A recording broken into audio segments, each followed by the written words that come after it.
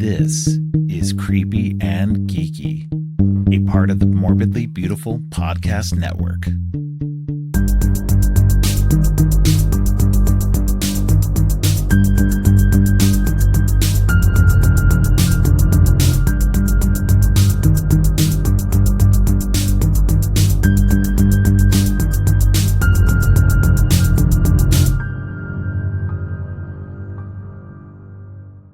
Welcome to Creepy and Geeky.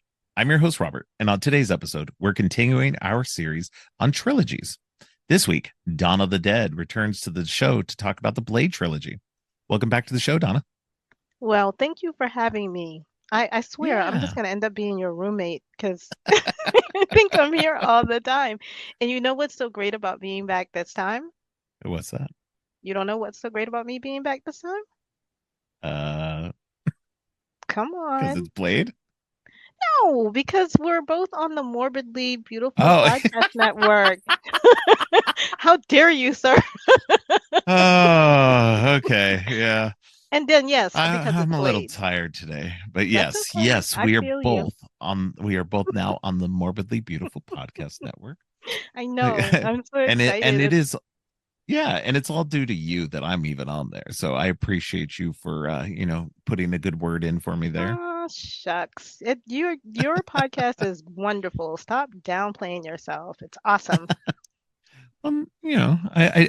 I think it's a good podcast as well, but I do Yeah. have you to thank for, at least pointing out to me that they were looking for podcasts and Hey, that's um, what I you do. know, We've been friends for yeah, a while, and I mean, I don't want to go at it alone, so I'm glad that you're with me in this network. heck yes. Yeah, no, So it's now we'll have awesome. to I'm talk like, about making a show on this new network that we're on, since we're on one, then we can finally do yes, one together. yes, exactly. Yeah, definitely. We need to do that. We need to seriously just, finally, we've been talking about it for a while about like just doing a different show together in addition to the two shows that we already do. Yeah. But not like I don't already have enough going on with two shows a week, but I know that's right. Oh my gosh. I'll be your huckleberry whenever you need me. That's all I'm saying. When we come down to it, then we can get to that, okay? all right, Cross that sounds bridge good. when we get there. So let's talk about, and this is your show, go. Yes. One of these days you're going to get me on your show. So, I'm gonna work there. I'm a solo person, you but are a I solo will I person. will get you there one day because I've only had one guest so far. So if I'm gonna have another one, it's definitely gonna be you. There you go. All right, but yes, we are talking Blade today, the Marvel Comics trilogy about the daywalking vampire. Um yeah, so this is an interesting trilogy. It kind of falls into horror. It's more actiony than horror, Mm-hmm. but it definitely has a lot of good horror overtones to it. I mean, obviously we're dealing with vampires, and it's the first R-rated Marvel property that came out. It beat Deadpool by quite a while, and it was fairly successful for the time. The first two, especially, were very successful. Mm-hmm. The third one, not so much. Not so Uh, much. but yeah, it's there. Personally, I like all of them. And we'll get into which one's my favorite. It'll be controversial, like always. I always have the hot takes. So, but yeah, let's go ahead and start with the very first one, Blade. This one was came out in 1998, directed by Stephen Norrington. Um, this one. So I like this one. This one's interesting because this one sets the tone for everything, Mm-hmm. and sets all the lore and everything. This one, to me, has great side characters. I don't really care for Deacon Frost. I know he's a popular villain for a lot of people, but I don't know. He's just okay for me. He's not like super awesome. Well, let me But ask what you, do you? Yeah. when you saw this, did you see this in theaters or did you see it like when it came to DVD or I can't remember. I'm gonna say probably I saw it in on DVD. I probably did not see it in theaters because 1998. That was a year into my son Harrison being a kid. He was a year old by Yeah. that point. So the likelihood of me getting out to go see a movie at that point was pretty slim. Yeah, I Um, understand that one. I did not see this in theaters. I yeah, think I just saw it like on VHS or DVD or whatever was at the time. And I like this one. I feel I don't know, maybe it was because in the comics Deacon Frost is an older gentleman. yeah, Stephen Dorff, who I love that man since the gate, but um there's something about him as Deacon Frost that just didn't resonate with me. He just came yeah, across as an entitled kind of douchey vampire, yeah, if I could say.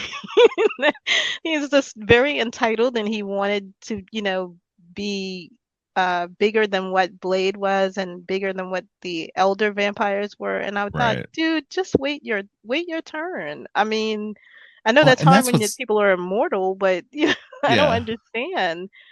and that's saying a So lot about being a douchey vampire because a lot of vampires are pretty fucking douchey. yeah, So, so when it's you're like putting King yourself out Douche. there, yeah, yeah, And no, I think that's what it is for me too. He just comes off so like so entitled and like such a little like I don't know brat, and yeah, it doesn't work for me.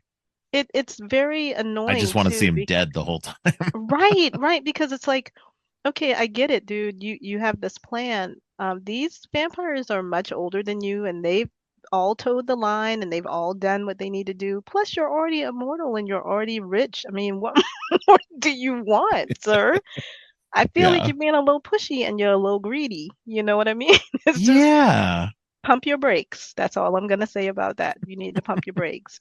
And so the other thing that kind of irritates me about the Deacon Frost character, in the comics, he's an older gentleman and he's a little bit more savvy and I guess classy. And with this character in this movie, I'm always like, why didn't the elder vampires just take him out? Like nobody else is giving them shit like this dude, and yet yeah. they put up with it for whatever reason it is. I didn't understand. And Um, obviously his flunkies aren't that good. So, no, it's like Donald Logue's getting his hand cut off and burnt up every and 5 minutes. so here's the thing. I love Donald Logue and Oh, I he's think the he's best. He's one of awesome the in this best movie. parts. Yeah, Yeah, he's so good in this movie. And this was like I think the first time I ever saw him in a movie too. It's one of his earlier roles. And he's just so good and so funny in this that it's just I don't know. It like I became a fan of his ever since. I think I read, and I said I wasn't coming up with any trivia, but I think I did read that a lot of his lines are ad-libbed because they just liked what he was doing so much. They just kind of let Nice. him roll with it, which it he's one of those people you like to watch in this Yeah. film. And I love him so much because I don't know if anybody's listening or if you're watching What We Do in the Shadows, but he actually was on a season of the What We Do in the Shadows, and he's playing himself. But apparently he Yeah. liked the Blade lifestyle so much he actually becomes a vampire on this show. He's a full-on vampire and he loves this life. And I thought this is hilarious that they have a callback to this movie because he was Yeah. having so much fun with this movie. I think he was the only one having a really good time. Oh yeah, definitely. I think so like that he was one of the ones I was going to mention. He's great in this. Seeing Udo Kier in this was awesome too. That was And awesome. that's the interesting thing for me too is that at the time I didn't know Udo Kier from anybody. I just thought, oh, okay, this guy's kind of cool. And then to find out that he'd been playing like vampires and other horror Hmm. stuff throughout his career. And I was like, oh, okay, that makes a lot of sense A why they cool pulled him into tie-in. this. Yep. So yeah. So it was really cool.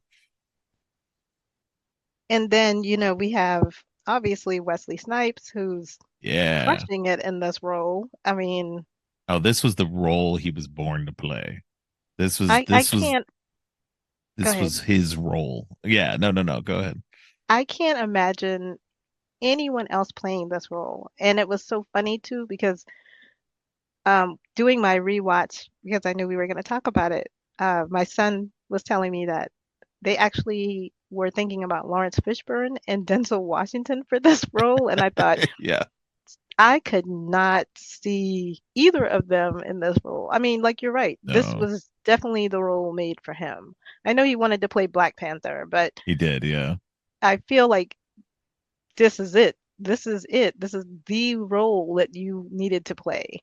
Because Right. he brings everything. He'd already been doing the action movie stuff, and he's a great actor, and he's charismatic as hell. And plus, he knows martial arts, so that's like a home run.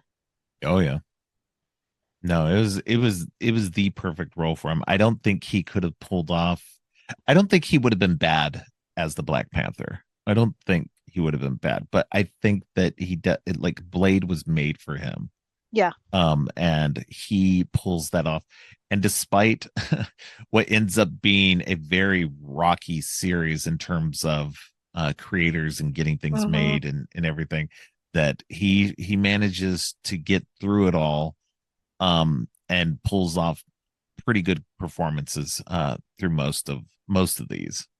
Um, I I mean, think he's a little I rocky in number three, but we'll get to that. yeah, we'll get to that when we get to it. I know exactly what you're talking about, but I really do like the way he is portrayed in this film, and Yeah, how smart he is and how cocky he is, and um my daughter always used to kind of make fun and say, well, he's basically like Vampire Shaft. And I said, yeah, kind of.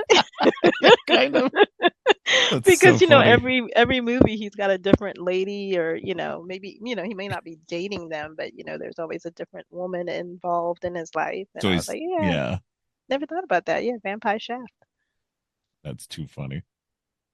But yeah, I absolutely loved it though. From the very first time I saw it, I was just like, Oh yeah. okay, this is great because we've got the opening scene with The the opening scene is so good.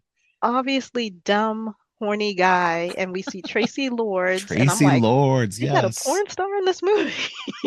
What kind of movie is this? But she was already starting to transition into acting, and she had already been doing Yeah. acting roles, so it was interesting to see this. But my favorite thing about the intro, and I'm not going to break the movie down, I'm not doing that. But the favorite thing for me about this intro is that we see them in the car, and this guy is like, "Oh yeah, I'm gonna go somewhere real fun. I'm gonna, he's young. He's thinking he's gonna get laid. He's gonna get fucked up, Yeah. whatever, whatever." And as they're walking through this meat packing district, he sees what looks like bodies, A human body, yeah. like not one. There's a row of these bodies, and he's just Yeah. kind of like, "Hey, what's that?" And I'm thinking, dude, that's the time when you should have sobered up and said, Right. "Hell Got the no." hell If that's out a of human, there. is that a person? I'm out of here. See you. Bye. And I like that that's actually something that they show you in this first movie, and they don't go into it in this one. You don't even get Right. get anything about this until the third movie. Right. But it's like a little plot point that's just like teased in this one.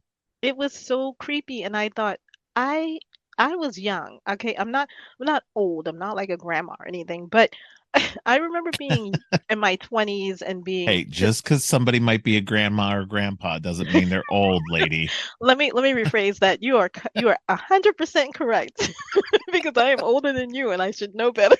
But I was in my 20s and I was one of those people that you want to go to parties and you go to weird locales and clandestine places you probably shouldn't be.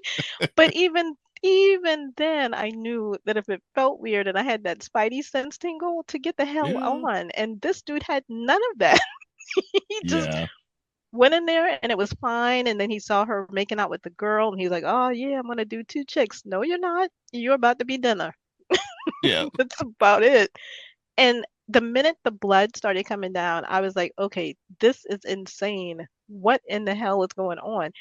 And I just remember you know, when all of the fangs started coming out and people, we could see that they were clearly vampires at this point. And there's the one guy that came in with Tracy Lords. And I thought, is he the only human? How are they going to eat? I'm telling you, my brain goes Yeah. to weird places. I'm like, so are y'all all going to eat this one person? There's plenty of blood coming out the ceiling. I don't think you need to eat him right Yeah. now. It's like, this Right. makes no sense. But I guess, because once again, like the Steven Dorff Deacon Frost, they're just young vampires doing whatever the hell it is that they do. Right. Clearly, young vampires are just as dumb as young people in certain ages, I'm assuming. And then we get that really cool shot where the guy's on the floor and you see Blade's footsteps coming up, and everybody kind of just freezes because they're like, "Oh shit, we fucked up." Blade is here. Absolutely love that opening. It was the best thing I had Oh, seen it's so that good. time. And I great love it. introduction to Blade. Yeah. Yeah, no, it's super good. It's a great opening. I think it's a very iconic opening. It Like really I don't think is. anybody can really argue with that opening at all. That Plus, he's it's wearing just like, the sweet duster and he's got all of the cool yeah. gear on, all in black. And I just thought, oh my God, this is the best movie I've ever No, and seen. here's the interesting thing about this too is they ended up Blade in the comic books wasn't like this.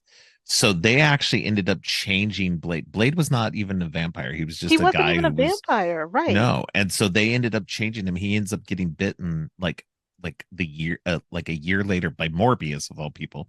He gets bitten by Morbius and then becomes a vampire And then he like gets in the all of that. comics. Yeah. Yeah, and then he gets all the powers, and then becomes the Daywalker and everything. And now he's a damn Avenger. He's been on the Avengers like the last few years. He's So been in the Avengers, he's been in Midnight Suns. Man, that's yeah, it's so crazy. I and love it's it. yeah, it's but they actually because this movie did so well, they actually went into the comic books and said, you know what, we're going to change the comic book version of him to be more in line with the movie version. So Isn't that nice when they do that? It's like when we talk about Nick Fury. I love when they do that. It's really cool. but Um, yeah, I mean, crusty old white Nick Fury definitely had to go, man. That Hey guy. man, I wouldn't call him crusty. Nick Fury and his Howling Commandos was the shit. Okay, I'm just saying. Coming from a girl who used to read it, Yeah. I know my Nick Fury was the man. But I love this one. I'm not Yes. disputing that. However, when we get into this movie, we were talking about Donald Logue, and then it's because of Donald Logue that we get introduced to a character who's not in the comics, who I wish they kept in the movies and also wish they kept in the comics. And that would be Karen Jensen, I think. Yeah. Yeah. Yeah. So Well, go back. so she's a hematologist.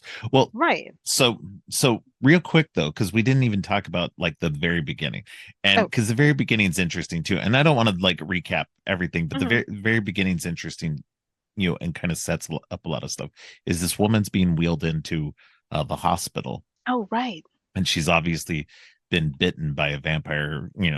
We could obviously assume that, and then but she's pregnant, and they're trying to save the baby before she dies, and so as the baby's removed uh from her, we see it kind of fade out as she's like grasping towards the baby. So we're supposed to hmm assume that his mother's dead.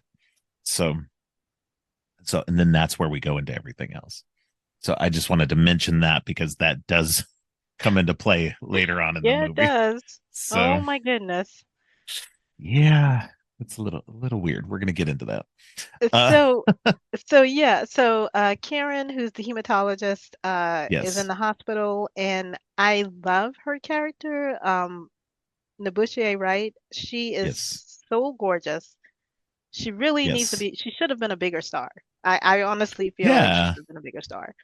Um, and she's been in a lot of really good movies. She was in Dead Presidents and she was in Zebrahead and she's, in various things here and there. But I right. loved this character because there are very few horror movies that we get to see black female doctors or black female scientists and that they're, prominent characters and that they're, not crying every 5 minutes or they don't get killed. Right.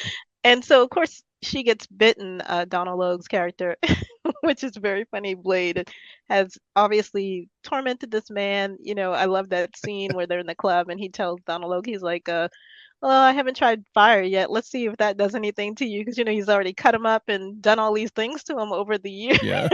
So, because his charred body is in the hospital, he's a vampire. He's not dead. And he comes out and he bites Karen.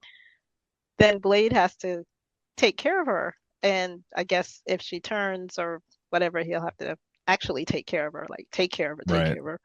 And I really, really like this character just because, she deals with blood and she's Yeah. smart. And I feel like it was a waste that they did not carry her over onto the other movies because I really think her and Whistler, they would be great allies for Blade. And Yeah. then, if something happened to Whistler, which eventually it does, that would be a good person to also still have in his camp. I just felt like she was such a wasted character. She was great in this movie. I just wish they had carried her into the other movies. If that makes sense.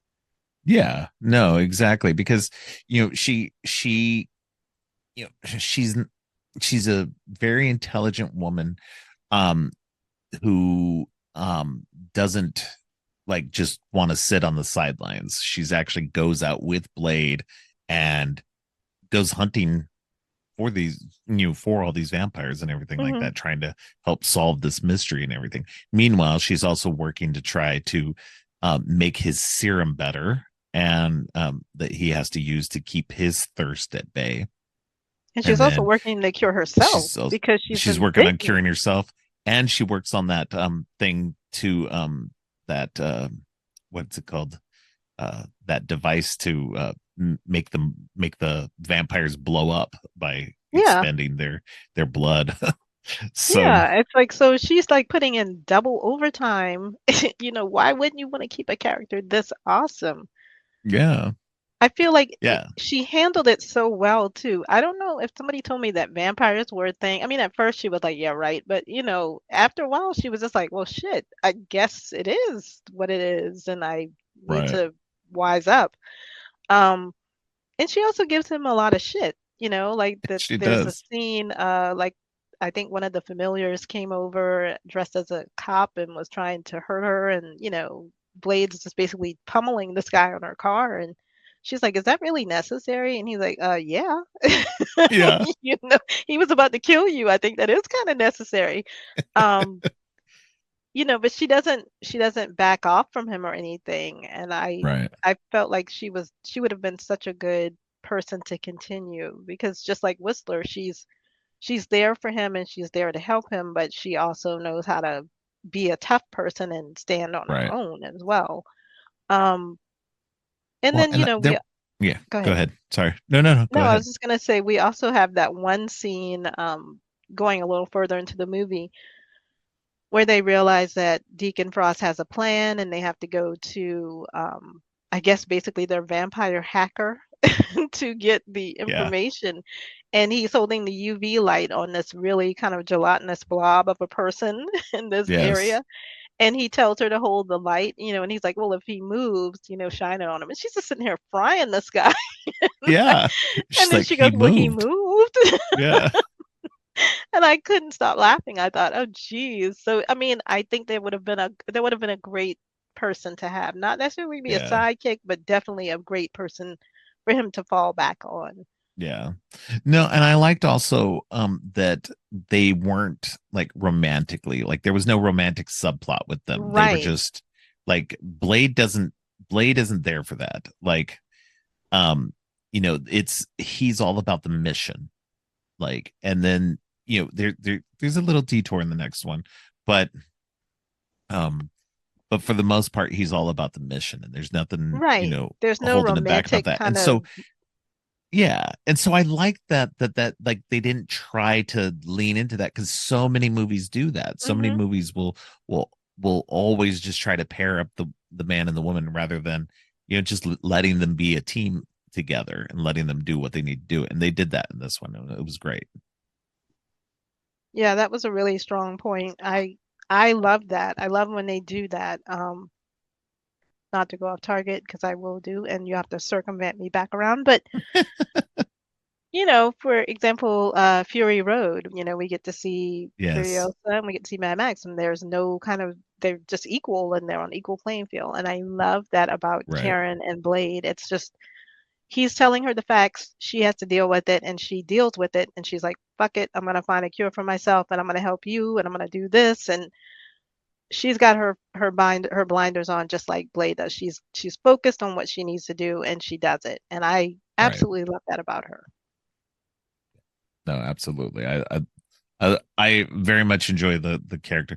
She's definitely one of the highlights of the movie for sure. Hmm. Like I said, it's mostly like Blade, and then like some of the assorted other people that are in there. Deacon Frost, not so much, Not so but much, no. yeah, because his plan is just really weird. Like, okay, well, I'm gonna raise this blood god. I'm gonna translate all this text. I'm gonna raise this blood god or become this blood god so that I can take over everything. But why? And Like, then what? Like, yeah, yeah, like and then what what? is Now the you're in charge of reason? everything.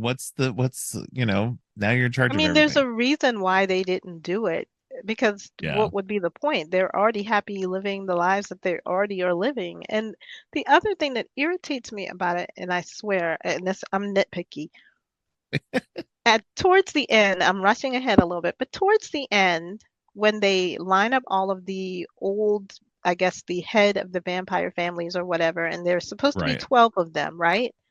right. Then Deacon Frost, the blonde lady that's always wearing the white clothes, she Yeah, kills one of them. And I thought, well, then you don't have yeah, 12, so this shouldn't fucking work.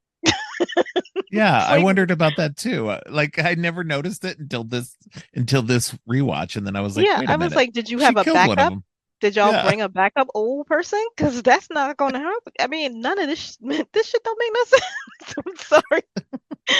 I know that's very nitpicky of me to say. However, no, I went a little too far ahead. However, I do love Chris Christopherson in this movie. I yes, cannot imagine anybody else playing Whistler. yeah, Maybe Sam no, Elliott. yeah, right. They're kind of similar to each other. That would make sense. Yeah, Maybe Sam Elliott if Whistler, if they needed a brother, maybe that would work, I guess. Only yeah, because I like yeah, Roadhouse and I love Sam Elliott in that movie. So that's what I think of when I think of Whistler. But he's too fucking cool, man. I mean, yeah, first of all, he rescued him as a kid. He taught him how to fight, taught him how to hunt, didn't try to stake him. yeah, Clearly he realized he wasn't completely a vampire because he's walking around in daytime or whatever. Um, but he's cool as hell. I mean, yeah, you need the old grizzled white guy in the chair, I guess. I mean, if I was gonna have one, I'd want it to be him. I want it to be yeah, Whistler. Um, but he's too cool. He's like the coolest guy, too cool for school. I absolutely love him. Um, yeah. I didn't like that we didn't get to see him do as much in this movie, which is why I loved seeing him in the second movie. Right. Yeah. But Yeah. He definitely has more playtime in the second one. yeah, I absolutely love it. But before I jump on to the second one, we get the revelation later on, because Deacon Frost has already used like the the vampire SPF. I'm sorry, Yeah. that just cracks me up to no end. Like, no. Just just stop. But anyway, the vampire sunscreen and he's threatening Blade and all of this stuff, and they finally do capture him. Uh and we find out that his mother, who we saw at the beginning of the movie, we thought died, is Deacon's boo. It's like his Yeah. it's like One of he's them at like, least. yeah, he's got like a side piece and it's Blade's mom. That's the ultimate disrespect, right? Oh my God. It is like it is, and it's so weird too because she's so like apparently when you become a vampire, you just become evil. Like see, like I just assumed like that, being a vampire, you could become evil, but that Hmm. doesn't necessarily mean you have to become evil. And so I just it but maybe something, when you become undead, you just become evil. I don't know. But yeah, she's just a terrible, terrible person and is totally on board with bleeding her son dry Oh, she's for completely this fine with it. real ass witchel. Yeah. She was getting kind of creepy with it when they were like when they Oh had him man. tied down, and I was like, okay, ick factor is Yeah. real high right now. Yeah. Right. She's touching him and calling him Eric, and I'm like, okay, lady, just walk away from him at this point. You're creeping me out. But it's interesting though because Sine Latham, she's such a gorgeous woman, and Yeah. when that revelation comes out that it's his mother, I was like, what? And so of course, Deacon has to make the snide remark, oh yeah, well, I made you, you Yeah. wouldn't be like this if it wasn't for me because I'm the one that bit your mom. And I'm like, oh, gross. Yeah. So, the stakes are very, very high at this point. Pun not intended. Pun purely intended, Robert. I am nothing but not I punny. But you know, this movie, I feel like if the CGI could have been better, if it had come Yeah. at a different time, I probably would have appreciated this one. And I do. I right out the gate, I love this movie. I will be honest with you, the second one is my favorite, and I'm pretty sure the third one might be yours from the way you started this episode. But We'll get there. we will get there. But I really do. I have a couple of problems with this one. One, we get the obvious Whistler cop out where it's like, oh well, Right. that he's dead, and I'm thinking, no, no, just until the sequel, Yep. just until the sequel. But it was a clever way that they brought him into the sequel, and then the other thing was the whole uh the nitpicky thing I already brought up, where they killed one of the vampires and they're supposed to make this blood god. You're lacking a vampire, so this shit should not work, but it does work. And then we get all of the kind of, dare I say, Sci-Fi Channel CGI effects, because that was what it Right. was. I mean, that's what it was at the time, and that was cutting edge probably in '98. I mean, Yeah. we've seen so many advances in special effects now. Of course, it looks hokey to me, but at the time, it was, that was like, oh shit, I can't believe his body went back together like that. Um, Right. But the fight made no sense, Deacon Frost is doing all of these jumps like he's a cat and, Right. slow-mo shots, and I feel torn because I want to like him as a bad guy. There are some people, Yeah. when I watch movies, I want to like you as a bad guy, but you're not selling it and I'm not buying it. And that's just he's one of those bad guys. I was just like, I was not buying it. Yeah. He No, he I felt like a brat, like you said, like a bratty douche. Just, he yeah. just wanted his own way. But if we did not have him, we would not have the iconic line that Blade says, about people wanting to ice skate uphill. Yeah, I skip uphill. Yeah. Some motherfuckers just want to ice skate uphill. I love when he says that because it's so great. And the other great thing about it is they just heard Wesley Snipes say that in a conversation, and they were like, we are putting that in the movie. And I thought, Jesus, if they hadn't heard that, we would never have that line in that movie. It would be a tragedy because it's the best. Right. The delivery is great, the way he just acts when he says it, and then, of course, he takes Deacon Frost out. I was exhausted by the end of this movie. So it's it's 2 hours long. It's a long movie. It's long for action, for a superhero action movie, Yeah. before Like we had all of the Marvel MCU before we stuff. had all the Marvel stuff, but like the pacing in this one is generally okay. Like it's 2 hours long, but it's generally okay. I didn't feel it that It much. doesn't feel But that way. there are bits where it does kind of slow down and you're kind of like, okay, let's pick up the pace. But at the same time, like for 2 hours, there's still a lot that we don't know. There's still a lot that feels like underdeveloped, Right. So it's just and I think we get more of that in the next couple of movies, more of the building of the world and everything. But I think as a movie, if you just take Blade by itself, it's a good movie. Um, it's pretty iconic. Even my quibbles with Deacon Frost and everything aside, I still think it's a good movie for what it is. Oh Blade's a yeah. great character. With he's got a great supporting cast in Whistler and Karen Jensen, and you still got great bad guys in Donald Logue and Udo Kier and the girl with the white clothing and stuff like that because she's pretty badass. She's a So badass bitch. She really yeah, is. like Um, she should have been the one in charge. I So feel like if it had been her and Donald Logue, you could have done like a vampire Joker and Harley Quinn, and that would have made it a lot more interesting to me. yeah, so and this is the interesting thing though, now thinking about this though, too, is that talking about um Deacon Frost and him just being this kind of douchey dude, he comes off like this trust fund, like frat bro. Yeah. And him, the conversations between him and Donald Logue sometimes come off like that, and I think he's meant to be like that. That's how he's portraying it. And so that's why I'm just like, ugh, I don't like that as a character. Like Yeah. No. maybe as a side character, fine, as the stoogey to somebody else, but as like a main bad guy, I'm just like, nah, I don't care for that at all. And I mean, I think the whole thing is, he's just saying all of these old vampires are just, they're so out of touch. But I'm thinking, dude, you don't even know what you want to do. I mean, so you're going to be Yeah. this blood god, and then what? You're going to eat all of humanity? You're going to eat vampire? What is your end game, sir? You're already Right. rich.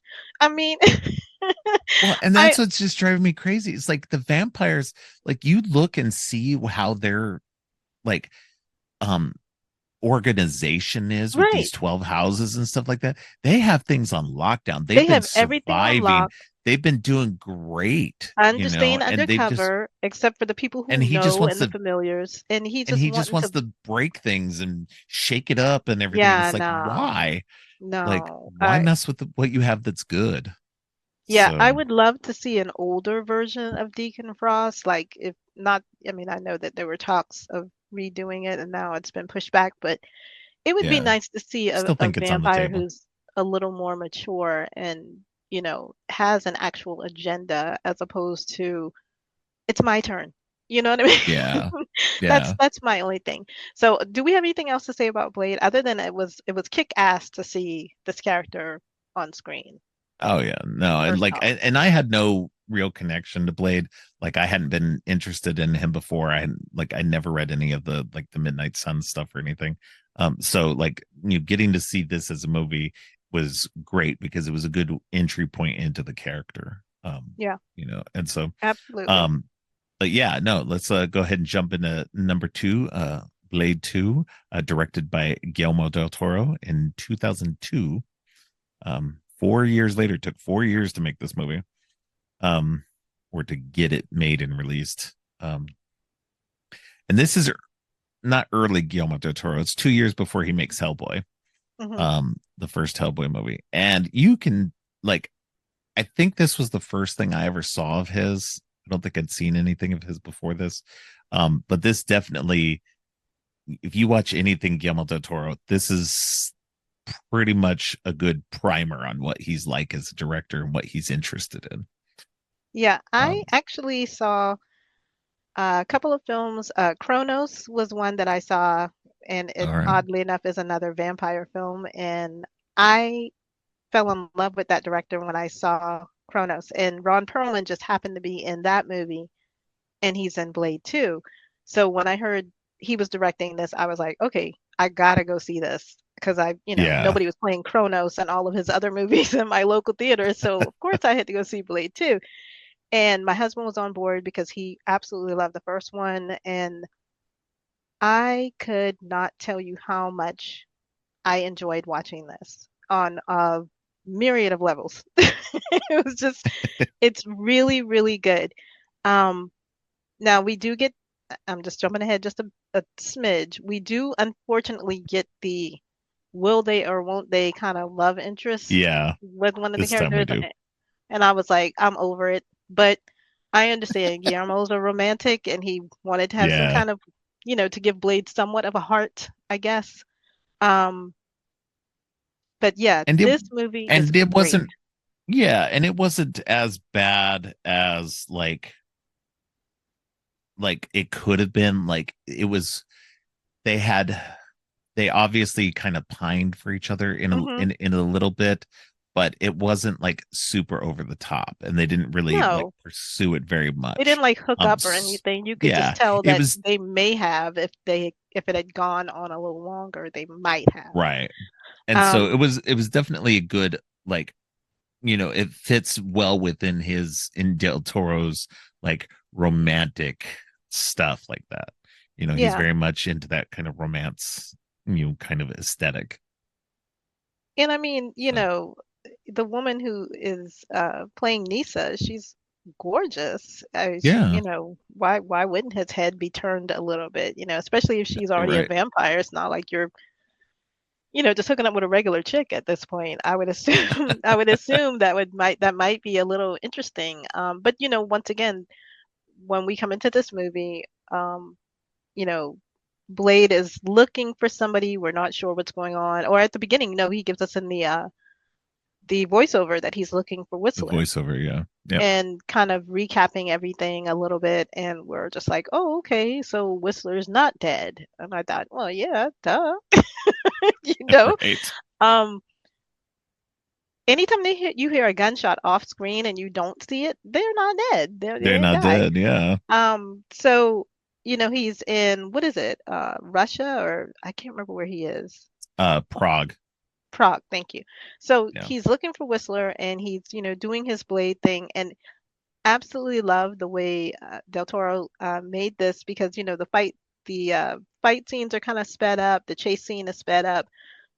We get to see all the cool weaponry and all of the vampires kind of exploding into embers and, just all the cool gadgets he's got. And I love the intro to this so much because it was just so fast paced and then you get to see all these vampires running from him. So it's like, like Blade's coming, everybody's running and scattering and I thought, can none of you turn into bats? Like, is that not a thing in this in this world?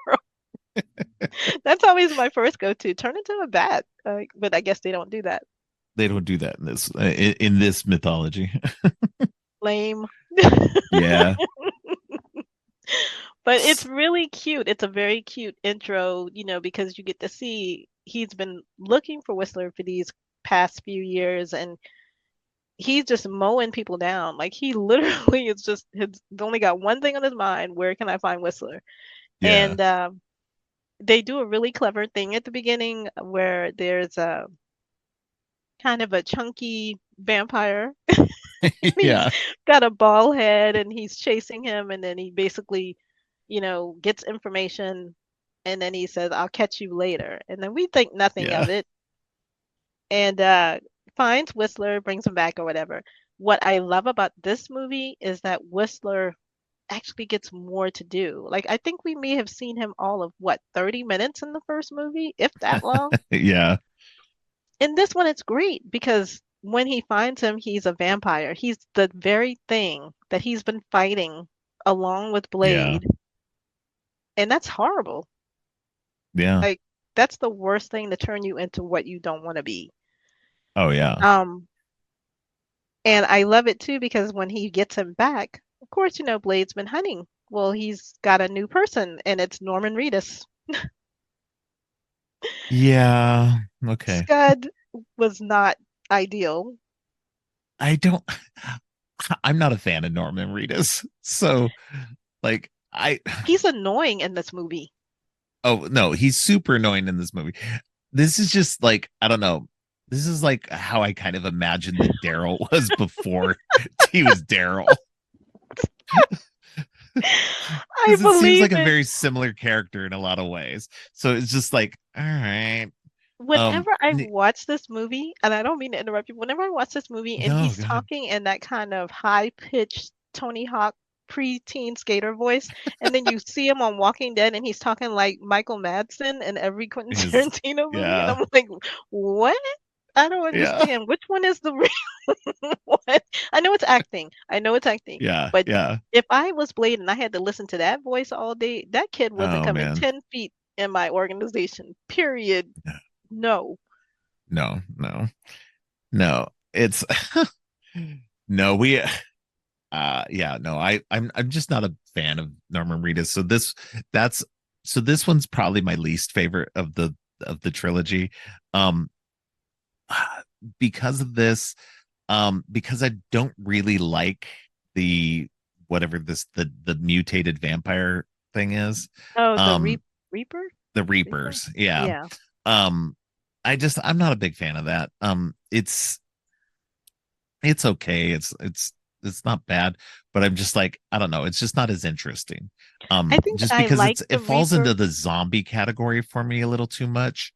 Um and like I'm just not a big fan of zombies. I like Um, the Reaper design, and I will tell you right. why. Because I like Guillermo del Toro likes monsters. I like No, I get I that. like Yeah. throwing that whole kind of different uh looking creature that we're used to, just with fangs. I I love like the the creature idea of design. Don't get me wrong. right. I do like the creature design. But, the whole story about it and everything like that was just kind of Yeah, that was eh, too okay. convoluted. I didn't care Yeah. about that. And I wasn't appreciative that they took that same design and they added it later on in the last one that we'll get to, because Just, yeah. that That irritated was the weird. hell out of me. But That was weird. I, I'm gonna get into that one too, because that was yeah, something that I was like confused about. So yeah. But this one I do like. I like Nomak. I like the fact that Luke Goss is. I was a teenage girl in the 80s. Let me just back this up for people. And Luke Goss and his brother, they were in a band called Bros, and not too many people know about that, but I had the biggest crush on both of them. So that's too funny. their their songs are horrible. I don't advise anybody to watch them, but if you do, don't judge me. I was a teenager, okay? But Blame he's Donna. he's known for being, an action person. Like, Yeah. obviously Del Toro used him again in Hellboy In and Hellboy the Golden Army. Yeah. right. And then he's been in I think like a couple of video game movies like Tekken and he made a name for himself being a tiny action man. So Yeah. I wasn't mad at this at all. Um the way that we got around to Novak and the Reapers, I didn't care for that either. But it Right. is interesting, for me at least, to see a movie where vampires are now not the real baddies, but there's somebody worse than them. Right. So I kind of like that idea of it. But yeah, so I'm sorry. So Whistler's there, and now he has to basically detox, I guess, to be a I human think he again. gives them a cure to, like, some kind of cure that he managed to get, presumably I would assume from Karen Jensen, but it's See, never and that's really what I'm talking explained. about. Yeah. That's what I mean. We needed Yeah, it would have Karen. been helpful to have that kind of backstory, but no, there's no backstory there. So Yeah, he just suddenly has a cure for vampirism and cures Whistler of being a vampire. So it's like, okay, well, if you could do that, why don't you stop killing all the vampires and just start curing them? yeah. So Just infect all of the blood and just let them turn human. I would do yeah, that in a heartbeat. I mean, but it's a movie. What are we gonna do? it's not as fun if he's just going around stabbing everybody with a No. needle and curing Plus, them and then, we don't get to not see them with dusting them. people exploding into fiery embers and whatnot. Um, but we see that, now Whistler, he's fine, sorta, and Scud, God, I hate that character so Yeah. much. He's been the new Whistler for the He's last the new couple of Whistler. years. Yeah. Yeah, and so of course, Whistler's not happy with that. But to speed this up a little bit, uh, earlier in the movie, we also see that there's like what looks like a homeless guy going into a blood bank, and clearly this is a vampire station that they're just draining, Yeah. homeless people or whatever. And as they get this person in the chair, he starts laughing, and they don't understand why he's laughing. Obviously he should be afraid because they're vampires and they're tough. But this guy is happens to be a vampire who eats vampires. I didn't know how I felt about the beginning of this. And then as the movie went on, I was like, that is kind of creepy. That's really messed up. Because Yeah. now whoever he bites is going to be infected with this now Reaper virus, and they multiply pretty quickly. Right. So vampires are now having to partner with Blade to take all of these now Reapers out. That's kind of weird. Yeah. It's a weird premise, but it worked. It Um, works, I guess. it Um, it it does work. Suck it up. no, it's This is a good movie. Even though it's my least favorite of the bunch, it's still a good movie. And I still enjoy a lot about it, because we get the Blood Pack, which is the group of vampires that teams up with Blade to They've been training to stop. hunt him. Yeah, they've been training to hunt Blade. Like Blade is so badass. They have to form this whole team of like fighting vampires to like take him out. And so now they're teaming up though. So they're teaming up with Blade to fight the Reapers. And so, and of course, the baddest ass one of them all is Ron Perlman. Um, so pre Hellboy, but Del Toro and Perlman have been working together. I think since For a Kronos, while. right? Yeah. And so they so it's great to see Ron Perlman anytime to see Ron Perlman because he always plays such good characters, even when they're bad. Uh, He's always playing the bad guy that you like. You really shouldn't, but there's just something so fun about him. I don't know whether it's because he's got a giant ass head or he's like a super right, large person. He's just, there's something very charismatic about him. And even when he's playing a bad guy, I absolutely love him. I can't help it. Um, right, and I find it hilarious that, they have so many different people in this little blood pack. You've got basically like a Viking guy and his girlfriend. You've got Donnie Yen, who's like a mute samurai swordsman. I'm like, so all of y'all, you just picked and choose like the coolest vampire people to be right. in this little group. And it's really funny because yeah, like you said, they have to work with Blade and they have to go into these places to try and find these Reapers. And I don't know how this works on the vampire chain, but even these vampires were disgusted by what they saw at the now, the newer trendy vampire club. They were just like, oh, these people aren't even Right. pure blood and blah blah blah blah blah. And I'm like, what what's the criteria? Do y'all just bite people? I mean, it I seems like don't they like it doesn't even make sense with the whole pure blood and like, yeah, and everything like that. none of So it. there's some that are born like vampires, like And I so want an explanation on that because if you're born a vampire, then you're a baby forever because you're aren't you not gonna grow. well, not only that, but say you were born a vampire. Like Udo Kier's character said, he was born a He vampire. was I born a was like, vampire.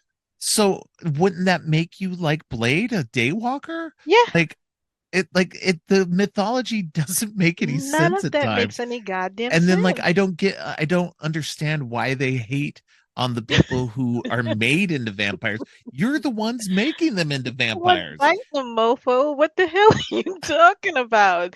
Or maybe have some rules in your vampire community. Don't bite lesser people. I don't know what you Right? want to do, but Have you need some to sort that scruples shit or out. something in who you bite. Yeah. Yeah, the way it sounds like y'all just nibble whenever y'all want, and then you get pissed off that you have people that you don't like. And well, you know what? Right. Daytime will fix that if you want to just push them outside. You don't have to wait. I mean, I don't know. They're very No, bougie. I It's like agree. these vampires are They very are. bougie. Well, and then so there's apparently it was not in like it's not mentioned in the movie at all, but the girl with the pink hair that's part of the blood pack, Hmm. she's supposed to be the sister of Tracy Lord's character from the first movie. Oh, see, that would be cool. That would have been a cool continuity thing. You could see why she would have some animosity against Blade, Right. but it's never mentioned. And so that's it's just kind of a weird little thing. But I thought it Yeah, was a and neat little trivia bit. that's kind of cool. What I also find weird about this blood pack too, I say weird because I once again my horror brain goes there. So Ron Perlman's character is Reinhardt, and I guess he's supposed to be Yes. like some kind of hillbilly racist or something. Right. And I thought, well, that doesn't make sense though. You're working with people who are not all white. I mean, Yeah. the main woman that's the head of the Black Pack is like Spanish. So what the Yeah. hell is going on here, sir? He really had a really bad vendetta against Blade. Like, he made the Yeah. little racial quip, "Can you blush?" And I was like, okay, so, you know, is that supposed to make Blade try to stake you really fast? Because Yeah. he already said he was working with you guys and he's very art of war. I mean, Blade is just all about what can get me to the end game, and I'll let them think Right. I'm playing along, but really I just want to learn more about how their world operates, and Right. it just doesn't make sense. It's like I felt almost like they were in grade school. You know what I mean? It's like No, yeah, they were all just being pissy because Blade has been killing them all, and they've been training this whole time to kill him, and he still took them out. So it's like it's just yeah, a bunch of little so I baby crybaby vampires. Yeah, I do, however, like the humor in this. This one has a lot of humor. The very Yeah. beginning, Blade was on a motorcycle and he stopped short of hitting his car and gave his car a little kiss, Yeah. And then in this one, they have a lot of really funny quips between him and the whole Blood Pack, especially when they're in the House of Pain. I love the little cool names that they Yeah. give their little vampire places, the House of Pain, where people are. And what is up with this? First of all, let me stop. I'm going on a tangent, and I promise I wasn't going to do that. But when they go into this Do it. place, they I will. When they go So into do this I. place, So the the House of Pain, and I'm thinking, okay, you guys are vampires. You've probably seen every weird and sordid thing has ever existed in your lifespan, which I'm assuming has been a couple of hundred years. And we see people with razors, and they're French kissing each other, and I thought, this is what you do as a vampire? Like, you have nothing better to do. This is it. right. This is a Friday night for you. And they're telling him to be, you'll be shocked at what you see. And I'm thinking, this is Blade. He's seen people like burn up and set on fire. I don't think this is going to be Yeah. odd for him. It's like, I don't know what they thought they were preparing him for. And but Yeah. the humor in it is good because they're in the nightclub, and everybody's, for whatever reason, vampires love techno music, and they're all kind of getting down in this in Right. this club. And the Reinhardt guy puts a laser on Blade, and then Blade puts his laser on Reinhardt, and and then he kind of smiles at him from the distance. And I thought, that just screams Wesley Snipes to me. It just Yeah. screams like that would be something he would do. Um, and the Reapers they're all very creepy, crawly. They're just, they don't really have any finesse. I guess you're right. For No. lack of a better term, they're like zombie Yeah, vampires. they're very zombie like. They don't there's not a lot. They're just they crawl over everything. They're like the fast zombies in things. They're Right. just like fast creatures. The only one that has any kind of personality is Nomak. As And so Nomak, yeah. yeah. And so, we see a lot of things that are going on. One thing I will like to shout out is that Guillermo del Toro knows his donuts, because he had Krispy Kreme donuts in this movie. And I was so proud. I was like, Southern donuts are the shit. And he was right to have that box. He was not eating Krispy Kreme donuts. Those donuts looked horrible. But the box was there, and I was very happy Yeah. about that. And there was a That's too lot funny. of Powerpuff Girls in that. And I love that we kept seeing, because Scud's clearly a Child Gen, still. what, a Yeah. Gen Z? I don't know what he would be, but Yeah. but he's There still ain't a nothing wrong with child. watching cartoons. I still watch Oh no, cartoons. now I watch But cartoons all the time. What are you talking about? yeah. But I love the fact that we get to see that, and I don't know whether Guillermo del Toro was just in love with Powerpuff Girls, or whether it was just something he wanted Yeah. to have throughout the movie. But I absolutely love that. Um, this one, I don't know. I have a lot of I fun don't with have a this lot to one. yeah, I don't have a lot to say about this one. I think it's okay. I think the blood pack is all right, but they're not fully fleshed out. There's like too many of them to really flesh them out. There really is too many, and that's why they start Yeah. killing them like real quick. Like, next thing you Yeah. know, there's like one or two already dead before they even leave the Yeah. club. And the other thing too is, again, CGI, not that great. It was Yeah. better Yeah. better than the 98 movie, but because now we've seen so much advancement, it still looks very cartoonish. And I Yeah. know There were uh, moments during the sword fight between Blade and Nissa that were it's like like a video game. very, very like CG. And it was just like I get that they have to do it because there's just no way to make the to human physically body do it. do what they Yeah. do that. But But they look it like was just like, taffy people. It's not good. yeah, yeah, they were bending in weird ways, and it was like, okay, that doesn't look right to me. Yeah, and I think they did something similar like that in The Matrix, and I was just like, uh, okay. I know you can, you're right, the body can't bend that way. I'll just Yeah, suspend my disbelief right now. But it's not good. And then, we get a lot of well, we got it in the first one too. We get a lot of these like WWE moves that Blade's doing, like pile driving people, and then, him and Nomak are kind of doing it like it's a inside the ring kind of deal.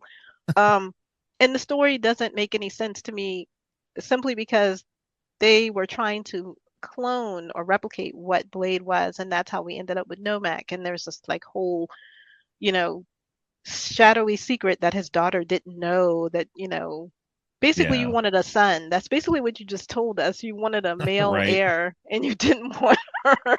So you created this monster that now is wreaking havoc on everybody else. But I still have fun with it because once again, it's Ron Perlman's in it. Guillermo del Toro's directing it. It's a lot more fun, and we get to see so much more of Chris Christopherson as Whistler, and he's so funny. He has the funniest quips. He's clearly there to be Blade's protector, and I was so glad that he was because there wouldn't have been anybody looking out for him if he wasn't. But this one, I'm sorry you don't like it, but I like this one the most. Even with I the think, glitchy CGI and the yeah. zombie reapers, even with that, I like this one the most. No, I do like it. It's got its charms to it. I do like Del Toro's work and Hmm. everything, and of course, Ron Perlman being in it is a huge plus. And there's like you said, there's a lot of good humor in it, uh, which Del Toro's really good at bringing into his movies. Um, I don't know. It just there's things about it that just bug me a little too much. Like I said, the villain itself between Nomak and the king of the vampires or whatever Hmm. and everything, they're just like, I don't know, that it feels like a an overplayed trope. In a way that just like the villains, that's the one thing I will say about every one of these movies. The villains, the big bad villain in each of these Hmm. is usually not that great. It's not Um, even scary. They're not even compelling no, enough for me to go, I can't wait to see what he's going to do next time. yeah, I'm just like, get rid of him. yeah, You know? exactly. Each one of these is like that. Even number three, and number three's probably my favorite of the bunch. Hmm. And we'll get into why. But yeah, just with number two, I think it's good. I just don't. There's just bits of it that just are. I'm just let down by it enough that it doesn't quite reach the heights of the other two for me. Well, the thing I do like a lot too about this one, because Del Toro directed it, he used a lot of people from this movie in the Yeah, Hellboy movies. So that always made me feel good about watching this one because I was like, oh, okay, great. This I get to see this person that was this person and yeah. get to see what else they're capable of. So, Oh yeah, um, definitely. but yeah, I have fun with this one. This one was my favorite for Yeah. the longest. And then when I rewatched recently the third one, I was like, the third one's not that bad. It's not really as bad as I remembered it being. All right. Well, let's get into that. So, the third one, I love the third one. I love the third one because it actually is like campy in a lot of ways. They like, and I don't know if it's intentionally meant to be that way, but Parker Posey herself, I think she should have been a bigger villain in this. Like, if she had been the main villain in this, I think it would have been perfect. You know Um, what? You're absolutely right about that. And I just wanted to say I wish she was like the big baddie, because right? you and I talked about Daybreak and how they had the female vampire who was the baddie. I feel like Parker Posey would have rocked that role if she was in Blade Trinity, if she was the main bad person, Yeah. because she's so funny, but she's so great at being creepy and mean. You know what I mean? Yeah. There's something about her that's just so wonderful. I absolutely love her anyway, but I would rather see her and her brother and everybody else than Dracula, Yeah. the Yeah. Dracula that we got. Absolutely. Yeah, and I like Dominic Purcell. Oh, I love him. Like he's a great actor. He was great on Prison Break, Yes. but you know he as Dracula, he's not very compelling. Um, and And I did want to, we talked about this briefly, that like the whole mutant the Reaper vampire type Hmm. thing where their mouths open up and everything Yeah. like that was supposed to be this genetic mutation that was created by the king of the vampires or whatever. But Dracula himself has that. And Hmm. so it's like, well, so that wasn't really a mutation that was created. You were just unlocking something that the vampires had from a long time ago then. And what I So found weird about that, exactly, that it makes no sense. It's like none of that makes sense in the mythos that you're saying. But what irritates me about it is that both Blade and Blade 2 were written by the same person who all three of directed. them, Yeah, so yeah, like, all three how of them did were you written by mess the up same your person. own? Yeah, how Your did you mess own up your own mythology. mythology? You made Yeah. it up. Yeah. Yeah. David S. Goyer, he's yeah, somebody. Um I his writing was generally okay. Like I said, I think that these movies, all three of these movies are good. I think that, if he had had some kind of consistency with them all, they would have been really good. But he has Yeah, no consistency through any of them. Each yeah, movie feels like a separate thing, and it would have been cool if he would have had more of, like, I don't know, like an underlying thing going on, maybe leading up to Dracula, and that could have been a cool thing, rather than just kind of making three different random movies about Blade. right. Like we have a blood god, mythos in this, and then we've got Damaskinos trying to make, vampire clones, and now Yeah, we got vampire. Not, there's no cohesive track to what we're leading up to. You know what I mean? yeah. And so, this one's great. Like, not only do I'm a big Parker Posey fan. Well, Hmm. okay, I'm a big Parker Posey fan with certain movies, like this one and Scream 3. So apparently she's really great in number threes that everybody else thinks are terrible. Everybody else. So I like those movies apparently. But so she's uh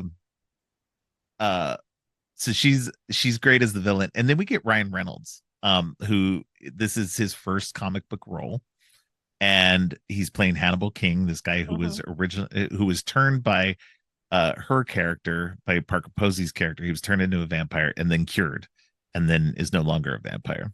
So apparently in this world you can easily cure vampires, but See, and apparently that's they're just that's still going out and killing everybody instead of yeah. just Why trying to don't cure you them all. just cure them Yeah. all? Just hit them when they sleep and cure Well, them. and then that's the other thing too, is because their team of the Night Stalkers, which includes Natasha Lyonne and Patton Oswalt, um, and so they're creating this virus, this Daystar virus, that's supposed to kill all the vampires. Hmm. Like, you can't create a cure virus that that cures them all. It's like this this Why are we going weird the roundabout way? mythos that's, Do it. yeah. It's like, obviously you can cure them. Why aren't you doing that instead of, like, trying to kill them all? See, Like, and I don't know. this That is part where drives my me crazy. anger this is where my anger comes in because once again, if you had the hematologist that cured herself in the first fucking place, Yeah, none of this would be an issue right now. Y'all could already be working, or she could have. What I would have liked to have seen would bring her back for the third movie and to have her be working with yeah, Natasha Lyonne. That would be fine with me. I'd be yeah. completely fine with that. However, I'm gonna get off that soapbox. I'm gonna let that train go. Um, love this one and hate this one at the same time. Love Parker Posey. She is every scene I see her in, I love it even more, like 10 times more. And I'm with you on the Scream 3 because I went and saw that in theaters and the people I went and saw it with hated that movie and I was in love with it from the Love Scream get-go because 3. she was Yeah. crazy funny in the She's movie. good. Yeah. However, it's so funny too because we get the we can see that clearly this movie was fractured. You know, at the very beginning we lose Whistler yet again. Um, Yeah. and then we see Blade getting captured, and then we see that at least to me, it felt like this movie was fractured. Like you could see that it was more about putting the what is it, Night Stalkers? Night Stalkers. Sorry, Yeah. the Night Stalkers in and kind of pushing Blade slowly to the sidelines. Right. And I don't know how I feel about that. I'm a little conflicted because I do love Ryan Reynolds, and it was great to see him without any shirts on. But and Jessica Biel had the guns, and I was very much there for that. But there was so much they were trying to cram in about this group of people who have been hunting vampires. So now in this world, now we see that there is a whole organization of people who are proactively taking vampires out. Why didn't Whistler and Blade know about any of this, and why had nobody contacted them to know about this? And Well, it I don't seems know. as if Whistler did. Whistler may have been like Whistler may have created these like sleeper cells because that's what they say too. They act as sleeper cells. When one goes down, another one activates. And so it's So just why like, wouldn't he tell but him that? but my problem with this too though is yeah, number one, why wouldn't he tell him that too? And then two, if there's all these groups that are just waiting to be activated, why aren't you already activated and just taking out these vampires? Like, Why are you waiting why for are them to you go waiting for down the before? other ones to die before you get activated? That's a Like, good point, man. That it makes doesn't no make any sense. sense. Oh my gosh. Because once their Yeah. driver guy dies, that's when they get Oh, that well, yeah, and the other. guy comes up and he goes, "Oh, I'm your driver for this evening." And I'm thinking, "Oh, you're his Uber?" And nobody asked you for Yeah, that. Kill the vampires. Why are you doing this? right. They can get a I'm car. They pretty know. sure they could drive themselves. I'm He's pretty got a sure damn Blade knows how to car. hotwire a car. Well, I'm he's got sure his they own cool all. I car. mean, come on. That you now you've got me laughing about it because you're right. That's absurd. What are you thinking? See, this is where, as much as I love this movie, I also it brings up so many issues, and I'm just like, oh my god, where's the narrative consistency in all of this? But I still love it because it's so dumb. Um, I think that's what it is. I think it carries through like, and Ryan Reynolds does a lot of the heavy lifting for me Oh in my this one gosh. Yes. because he's the guy narrating a bunch of it. He's the exposition guy. They know like they were smart right off the bat on this. They're like, okay, well, we're gonna give Ryan Reynolds all the narration and we're gonna give him all the exposition dumps and everything because he's got a good voice for it. And he can say things that are And we're funny and gonna give him whatever. the humor, yeah, because we know Yeah, he can pull that off. and we need some kind of humor because Blade is just dry as hell in this one.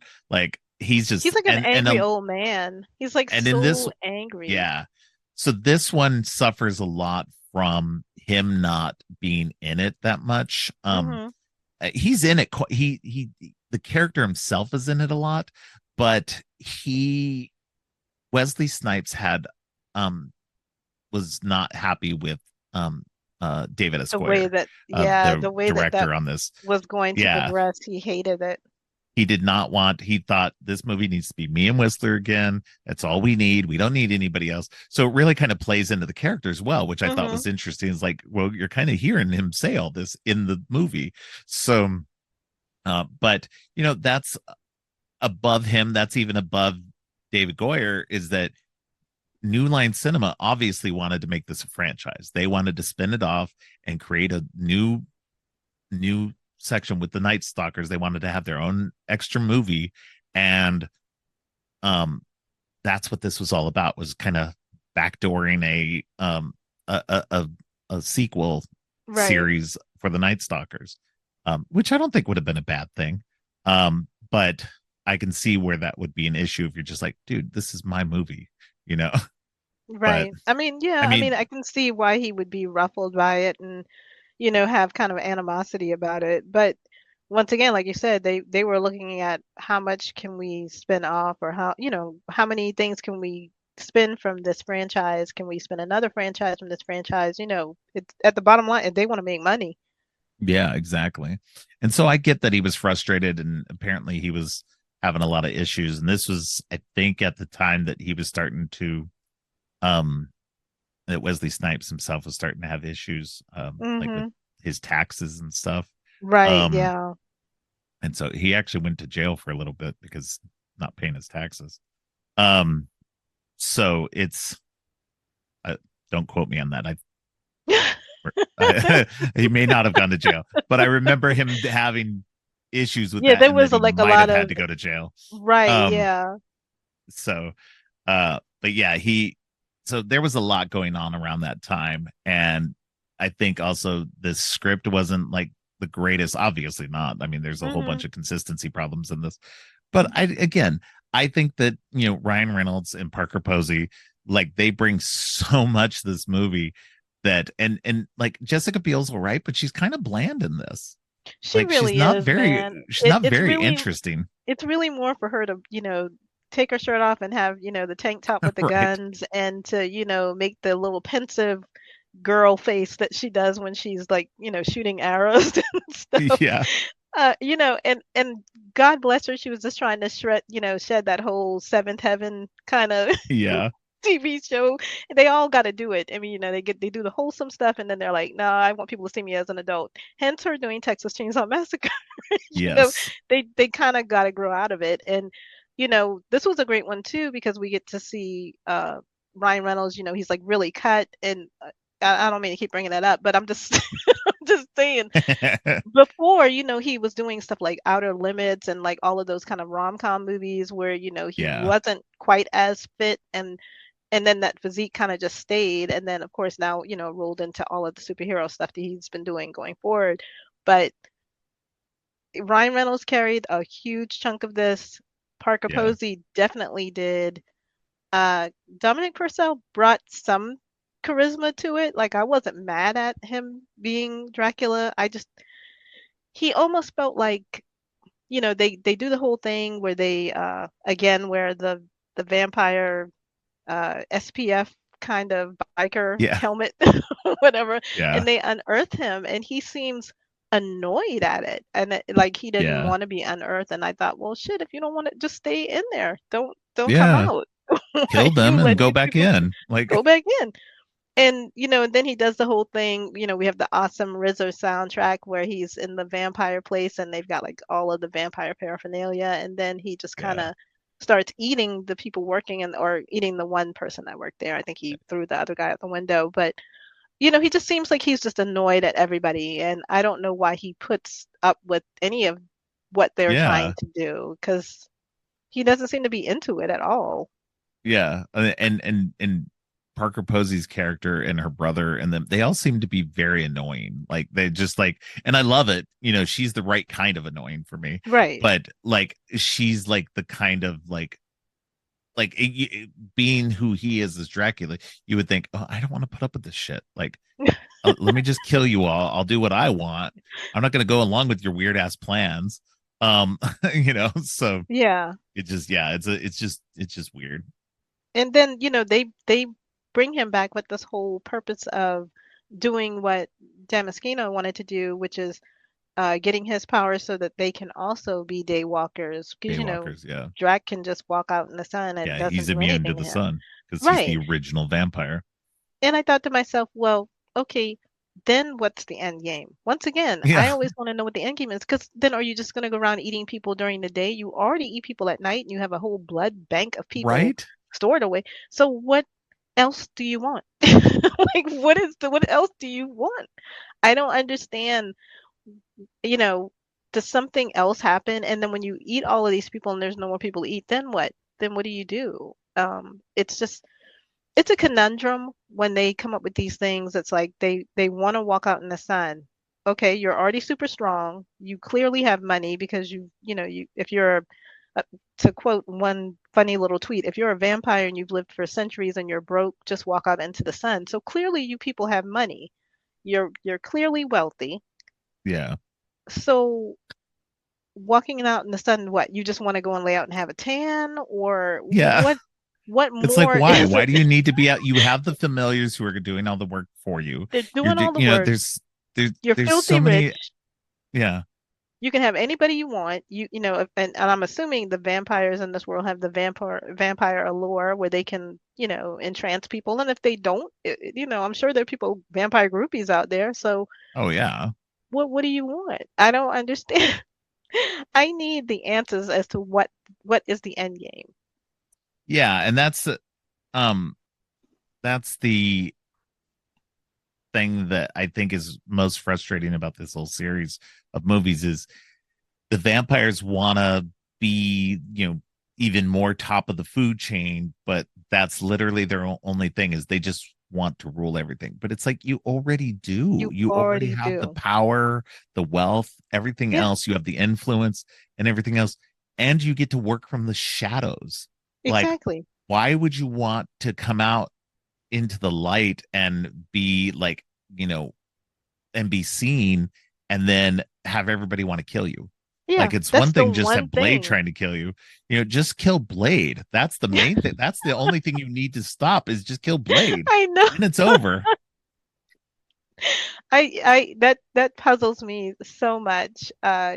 Just constantly these movies where they just constantly want to walk into the sun, and I'm just like, I don't get what the big deal is. That's my only thing.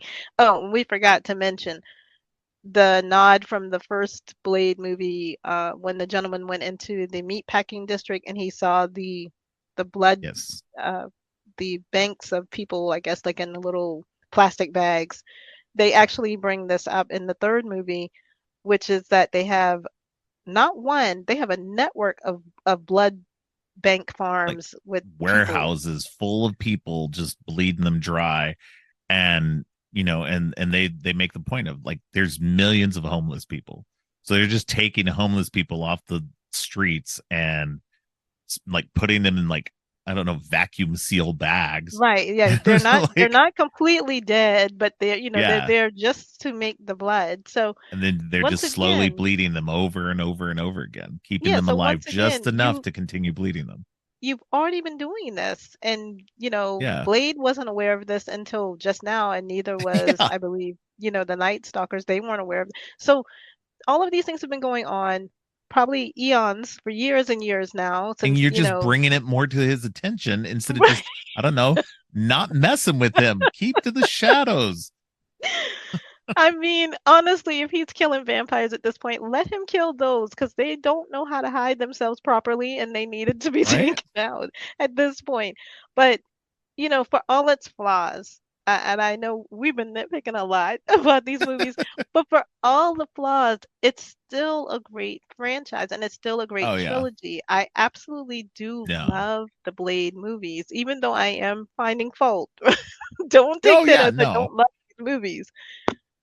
I um I I generally think you can find fault with most movies, even the I, movies I that I do. love the most, that you can find faults with pretty Yeah. much any movie. There's always something you can nitpick and that doesn't make sense or whatever. But that's part of the whole thing about all these movies is that you've got to suspend your disbelief. You've got to push aside some of those things and go, you know what?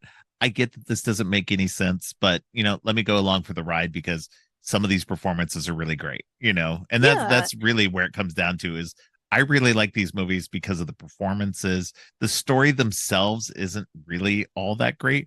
But again, you look at comic books in general, and sometimes comic book stories aren't that great, but you read them and you enjoy it for, whatever What it is. you're Yeah. getting And out of it. and Yeah.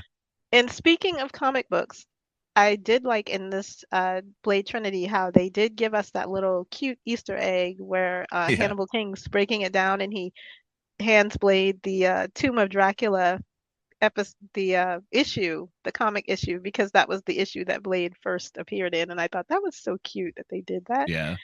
Um, and there's just some things about all of these movies, like you said, there's things I could pick apart, and there's things, but overall, I really, really love this movie, and I love Blade Trinity too because they actually used the Marvel logo in this one. I Yes, thought it that was the was first neat. movie that did that. Yeah. And I was shocked. I never caught that until I just rewatched it. I was like, "Holy shit, is that the Marvel?" And my husband was like, "Yeah, you didn't notice that." I was like, "No."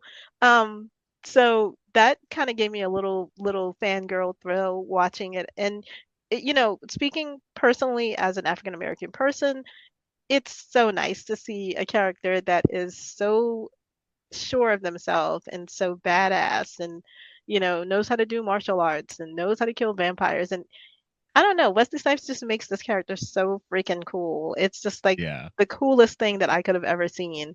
um I know my mother was over the moon because she loves vampires. She's a vampire lover, I'm a lycanthrope lover, but to her this was like one of the best things she had ever seen. Because not too you don't get to see too many black superheroes, and Yeah.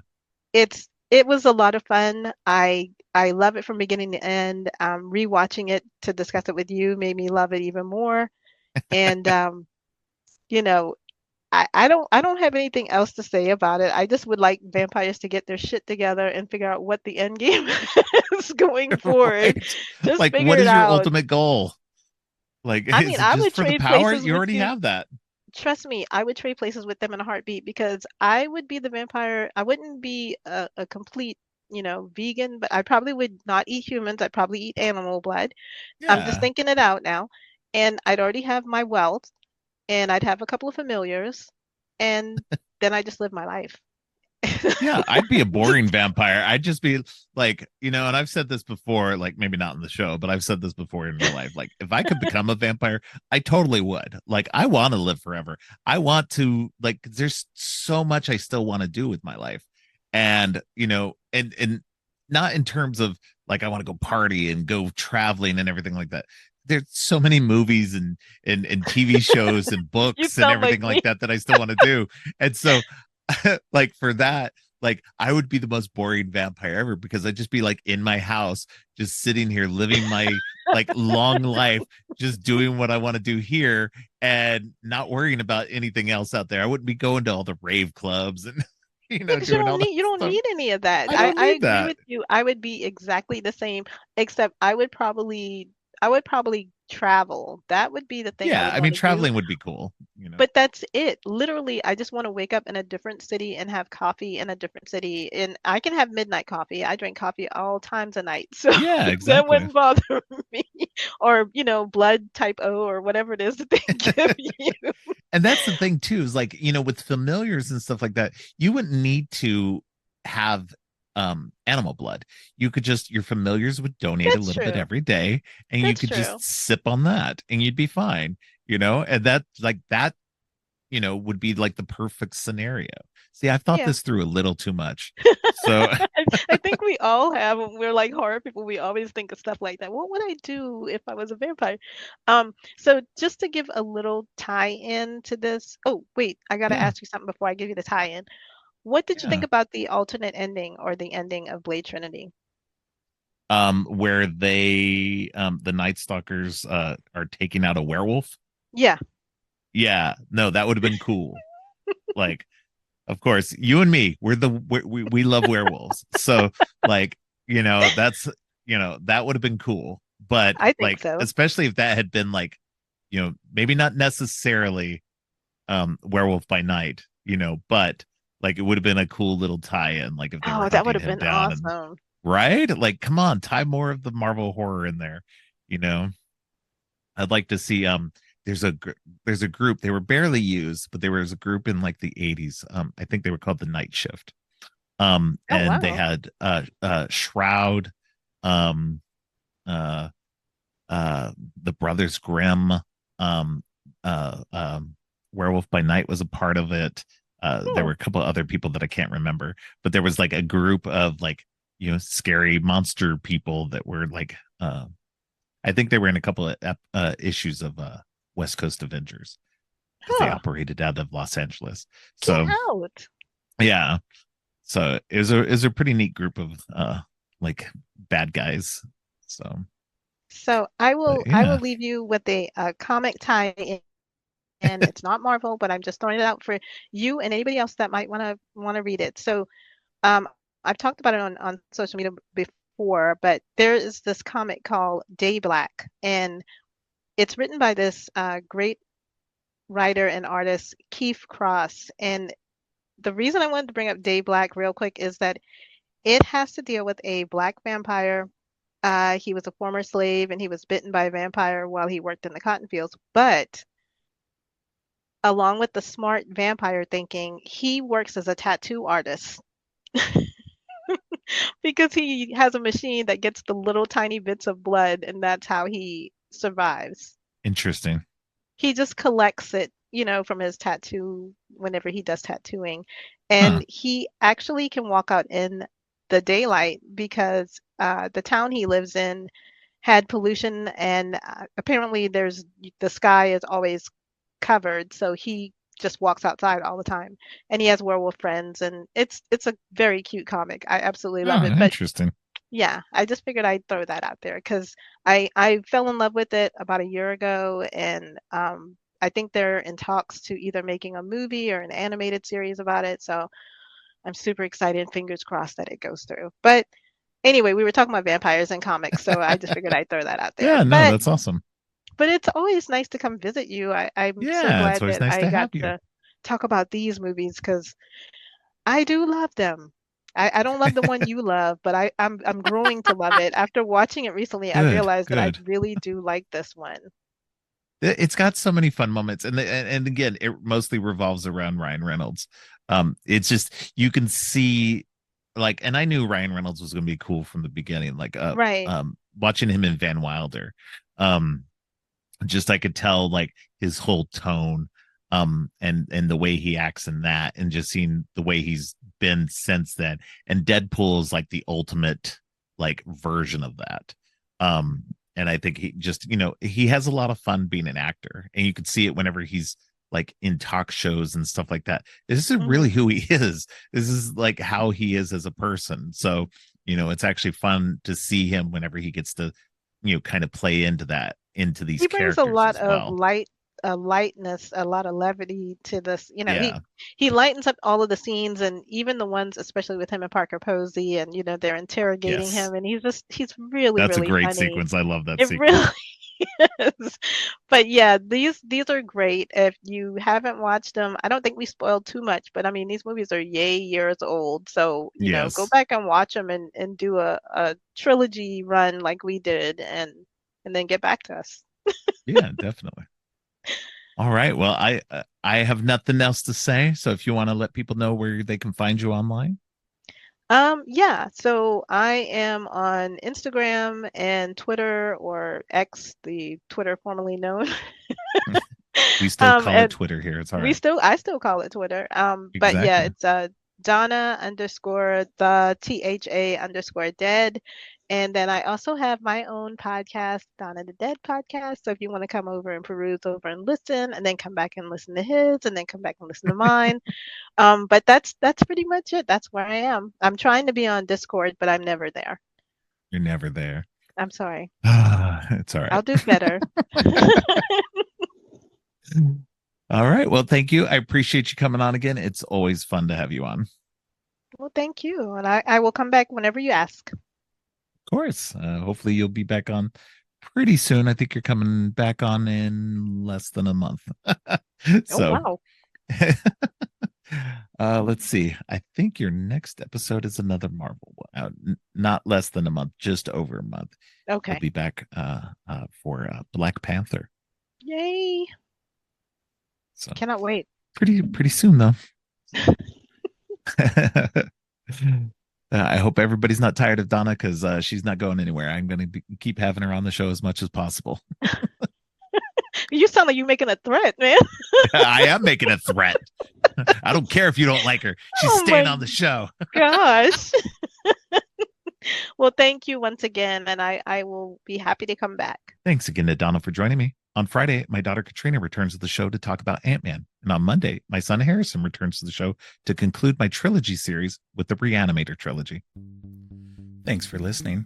Creepy and Geeky is a part of the Morbidly Beautiful podcast network. Please check out morbidlybeautiful.com/podcasts for more great shows. If you like what you've heard, please consider giving the show 5 stars and a review on Apple Podcasts and Spotify. Also, please share the podcast on social media to help spread the word.